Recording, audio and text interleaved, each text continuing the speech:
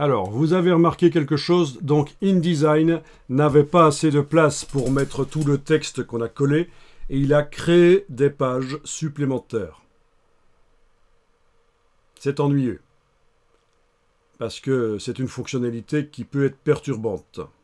Ça peut être pratique aussi, parce qu'en réalité, si on n'avait pas chaîné le texte de la page 5 à la page 6, 7, 8, 9, etc., si on n'avait même pas les pages 6, 7, 8, 9, etc., et qu'on avait collé le texte dans le bloc de la page 4, elle se serait créée automatiquement.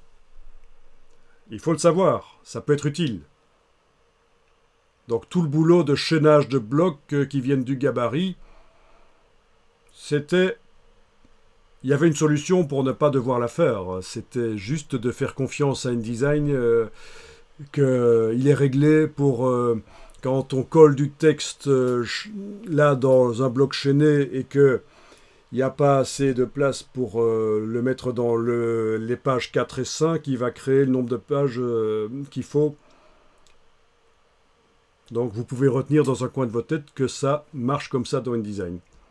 Il crée des pages quand on colle du texte dans des blocs chaînés,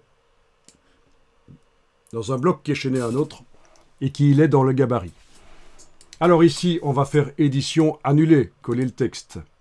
Donc vous revenez avec un document de 16 pages. D'accord ?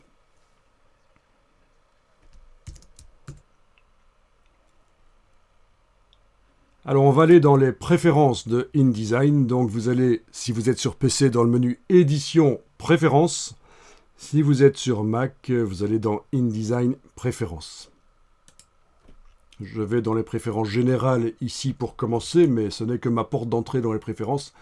Je vais aller trouver la fonctionnalité qui m'intéresse ici.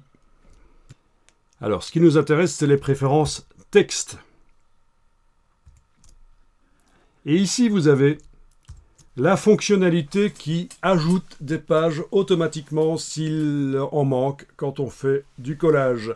C'est la redistribution intelligente du texte. Vous allez pouvoir la décocher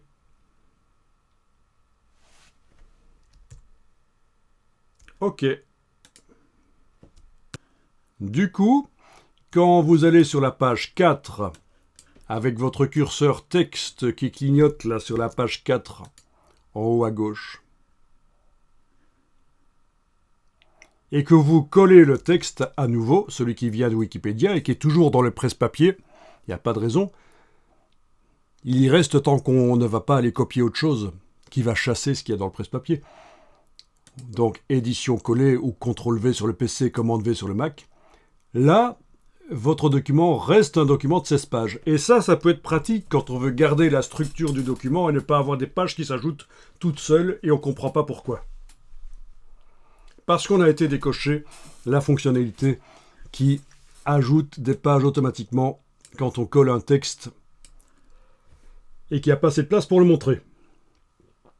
Donc, si on va sur la page 16, maintenant, en double-cliquant sur elle dans la palette pages, on va remarquer que en bas à droite de la page 16, vous avez une croix rouge qui indique qu'il y a du texte en excès. Logique, mais c'est pas grave. On va gérer ça plus tard. Vous pouvez enregistrer le document. Donc déjà, ça, c'est quelque chose d'intéressant. La redistribution intelligente du texte, c'est quelque chose que, en tant que débutant, vous devriez peut-être désactiver systématiquement pour InDesign, parce que sinon, vous allez parfois avoir des pages qui s'ajoutent toutes seules sans que vous compreniez pourquoi. Tandis que là, en ayant décoché, c'est pas possible qu'il y ait des pages qui s'ajoutent.